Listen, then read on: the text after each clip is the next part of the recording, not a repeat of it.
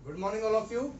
Last lecture में मैंने आपको प्रिज्म से रिलेटेड कुछ क्वेश्चंस करवाए थे और प्रिज्म से रिलेटेड मैंने आपको कुछ फॉर्मूलेज बताए थे।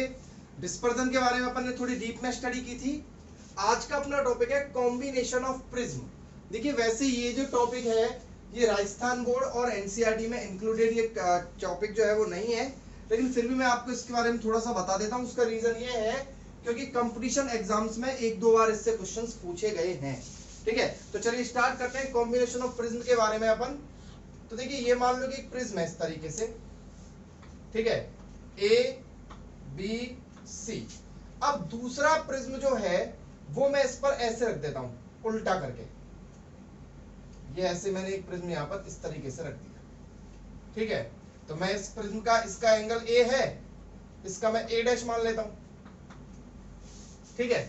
तो दो प्रिज्म यहां पर रखे हुए हैं। इस प्रिज्म का जो रिफ्रैक्टिव इंडेक्स है वो n है और इस प्रिज्म की रिफ्रैक्टिव इंडेक्स n डैश है, ठीक है। अब मान लो यहां से व्हाइट लाइट इस तरीके से जाती है, व्हाइट लाइट गई।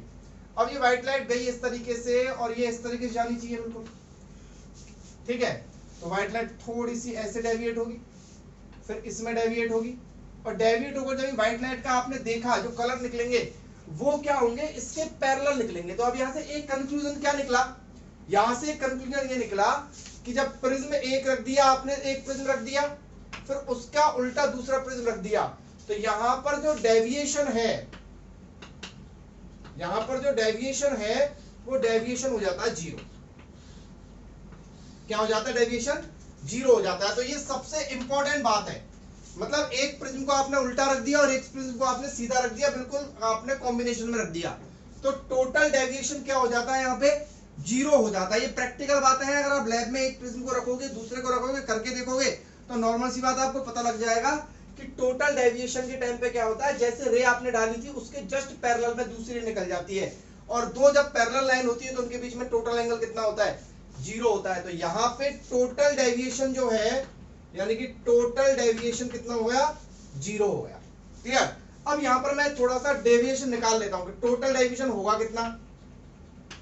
टोटल डेविएशन यहां पर होगा कितना, मान लो इसमें जो डेविएशन है वो डेल्टा हो रहा है और इसमें जो डेविएशन है वो डेल्टा डैश हो रहा है। तो टोटल डेविएशन कितना हो गया, टोटल डेविएशन हो गया delta plus delta dash. Clear. और ये आपको क्या करना है, ये आपको करना है जीरो। क्लियर।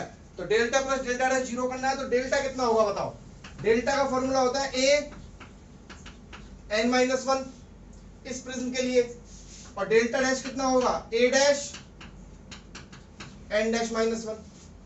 तो total delta plus delta dash zero करना है ना आपको, तो A N minus one A dash N dash minus one is equal to zero.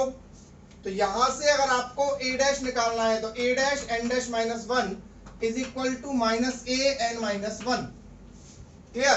तो यहां से ए डैश कितना हो जाएगा, माइनस का ए, तो ए को तो रहने दो, ऐसे कर दो one minus N. Clear. Minus को वन अंदर भेज दिया और नीचे क्या आ जाएगा, एन डैश माइनस वन। तो ये बहुत इंपॉर्टेंट फॉर्मूला है कि अगर आपको मान लो कि आपको एक प्रिज्म का एंगल दिया है और एक प्रिज्म का एंगल नहीं दिया है, तो आपसे ये पूछा जाएगा कि एक दूसरे कितने एंगल का प्रिज्म लिया जाए जिससे टोटल डेविएशन जीरो हो जाए। तो आपको फॉर्मूला लगाना है A one minus N upon N dash minus one. Clear. इस तरीके से आप इस क्वेश्चन को, इसके जितने भी क्वेश्चन आएंगे उनको आप सॉल्व कर सकते हैं।